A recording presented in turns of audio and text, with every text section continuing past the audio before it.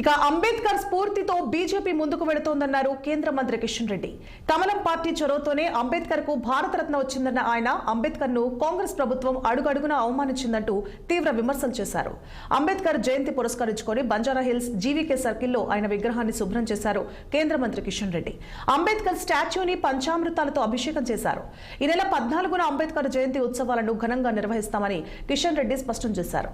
అంబేద్కర్ ను ఓడించేందుకు కాంగ్రెస్ పనిచేసిందని చెప్పారు. అలాగే చివరి శ్వాస వరకు అంబేద్కర్ ను వేధించేందుకు ప్రయత్నించిందంటూ కీలక వ్యాఖ్యలు చేశారు కేంద్ర మంత్రి కిషన్ రెడ్డి.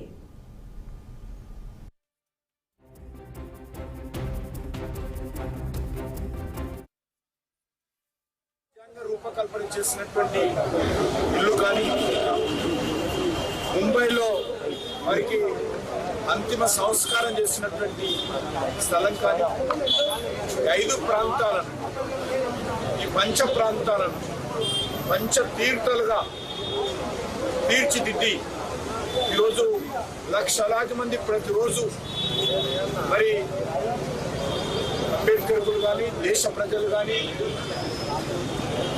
ఆ ప్రాంతాలను సందర్శించి అంబేద్కర్కు నివాళులు అర్పించే విధంగా రూపకల్పన చేసినటువంటి ఘనత నేటి ప్రధానమంత్రి నరేంద్ర మోడీ గారి. ఈరోజు పార్టీ నిర్ణయం మేరకు దేశవ్యాప్తంగా రేపు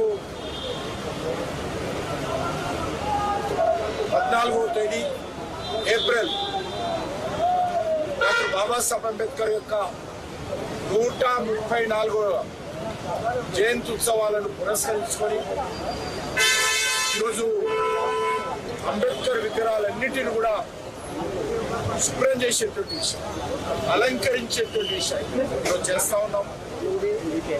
దేశవ్యాప్తంగా పార్టీ నాయకులు, పార్టీ పార్లమెంట్ సభ్యులు, పార్టీ శాసనసభ్యులు, పార్టీ పదాధికారులు, పార్టీ కార్యకర్తలు అందరూ కూడా ఈరోజు దేశమంతా అంబేద్కర్ విగ్రహాలను పరిశుభ్రం చేసి అలంకారం చేసేటువంటి కార్యక్రమం చేస్తా ఉన్నాము. రేపు జయంతి ఉత్సవాలు వైభవంగా నిర్వహించడం కోసం, శోభాయమానంగా